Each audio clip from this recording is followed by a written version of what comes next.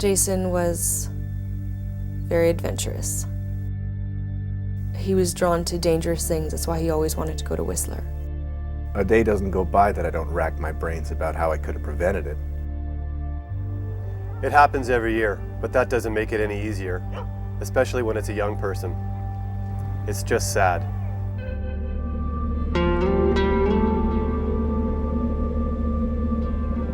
We never really wanted him to go. Sure, it was his stag and he was going to go have some fun with his friends, but the things they get up to have always worried us. I mean, it is Whistler, right? You hear stories. It was just supposed to be a fun weekend for some of the guys. It wasn't supposed to be anything too crazy. Whistler was Jason's favorite place in the world. He'd been here a lot, so experience should have counted for something. If anyone could have handled it, it should have been him. Look, they're called warning signs for a reason, but getting people to pay attention to them, clearly that's another matter. We're not saying we're going to sue, but absolutely someone is culpable. I mean, inadequate signage to start. There's always a risk, but risk is what Jason did. People don't understand. This is serious. This is not a joke. Very long, very serious journey. Everywhere in Whistler. We were gonna get married. Can you turn the camera off, please? So we have 3 sizes of sake, large, jumbo, and dumbo. And these guys are like 2 dumbos in after an hour. Add in a bunch of water, a couple beers. Well, you do the math. So at some point I saw the look, I gotta go, and he spun around on his bench and he took off. It was the last time I ever saw him. He hustled past me right here. Looked like he'd been holding it a while.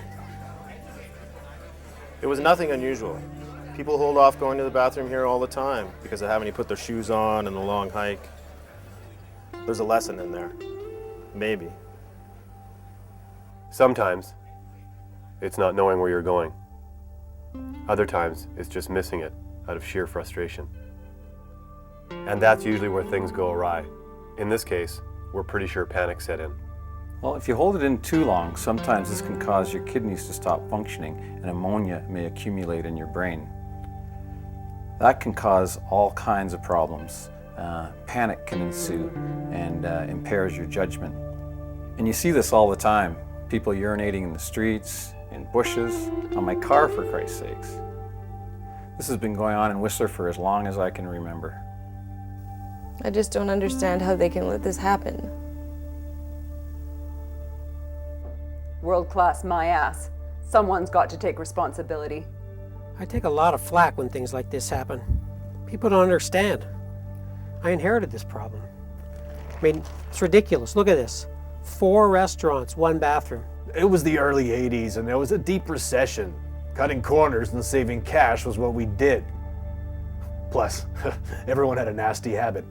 If you could save a couple of 100 meters of copper pipe and sell it for a bundle, well...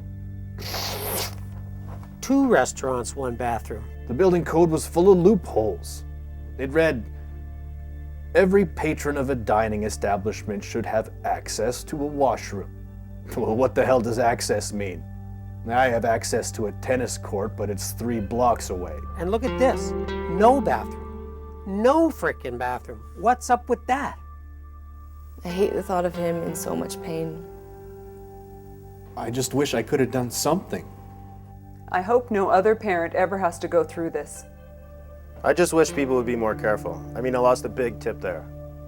It's been 3 months, so unfortunately we're gonna have to close this file. Like I said, sad. It still hurts, but you can't give up hope. The worst part is not knowing what happened, and that I didn't hear the phone ring when it counted. Kevin, you gotta help me. I don't know where I am. It's been hours. It just keeps going and going. And I really have to fucking pee. And it hurts.